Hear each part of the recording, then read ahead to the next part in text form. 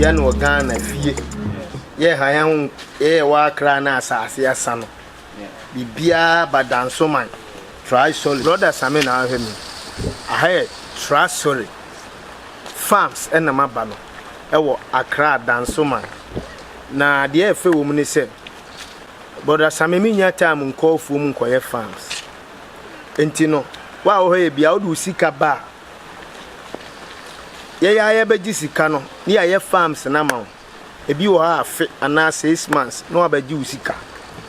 A Juma titri, Trisolace, yeah, and your dance my number in the Guasian, Charman Pachobra. To say be a brother, some a fool, what is a million in ano, Papa in the dimu titri, or your mamma, mimia time and cold food, or Jissicana no air for them to be a fit and now 6 months, no about Jimmy Sika. And to are bruchili will be now a need dear queer Jumaho. Now, friend Ambana, would this came and obey a Diani be our panel. There were acres, Cassia were brequana so. The year brew, tis a dear yet a woman may be ano. Would this cabby by Amana, fear you seek up the Upe Bia, oh, friend Ambana. Still, my goddess. Sabo number Nibia 0249 234 809. Okay. And I say internet so we at TrisolaceFarms.com.